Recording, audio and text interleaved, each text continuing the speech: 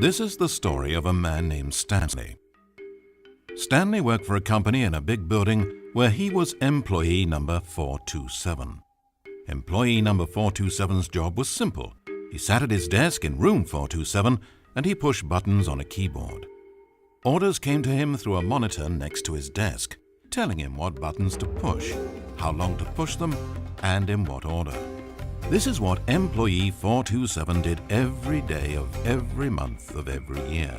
And although others might have considered it soul-rending, Stanley relished every moment that the orders came in, as though he had been made exactly for this job. And Stanley was happy. And then one day something very peculiar happened. Something that would forever change Stanley. Something he would never quite forget.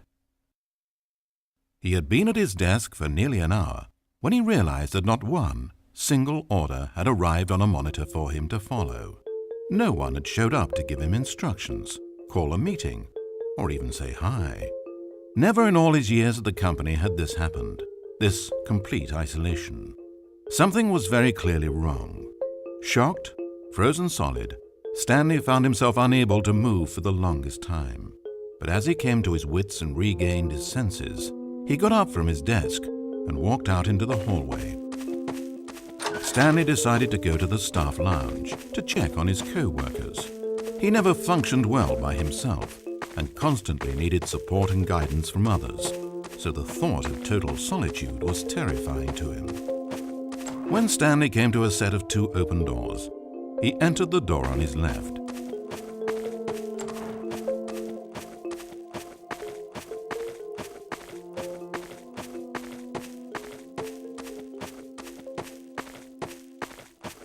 As Stanley entered the lounge, he was horrified to find not a single person here.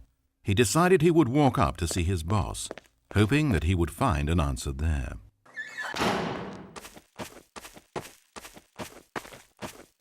Coming to a staircase, Stanley walked upstairs to his boss's office.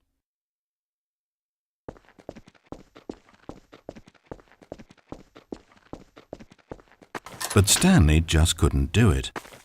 He considered the possibility of facing his boss, of admitting that he had left his post during work hours. He might be fired for that. And in such a competitive economy, was it really worth taking that risk? All because he believed everyone had disappeared?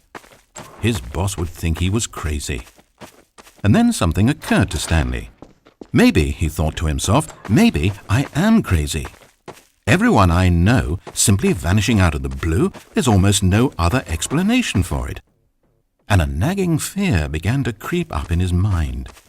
Questions that had been there all along. He just hadn't put his finger on them yet. For example, why couldn't he see his feet when he looked down? Why did doors close automatically behind him wherever he went? And for that matter, these rooms were starting to look pretty familiar. Was he just walking around in circles? Where am I, he thought. And the more he found himself unable to answer these questions, the more questions continued to arise, until he came to the issue that had been slowly boiling until he could ignore it no longer. Why is there a voice in my head, dictating everything that I'm doing and thinking? Suddenly, every door slammed shut. "No!" Stanley screamed. "I need to get out of here. I need to know that there's something out there. I need to know it's not just all in my head." And he screamed and clutched at his skull as the voice grew harsher and the music in the background rose higher and higher. And then, moments before collapsing to the ground, Stanley clenched his fists and screamed to anyone who might be listening, "I'm not real! I'm not real! Don't believe any of it! None of it's real!" And then everything went black. This is the story of a woman named Mariella.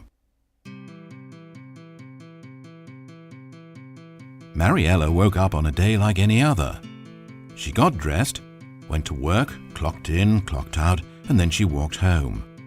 But her walk on this day was interrupted by the body of a man who had stumbled through town talking and screaming to himself, and then collapsed dead on the sidewalk.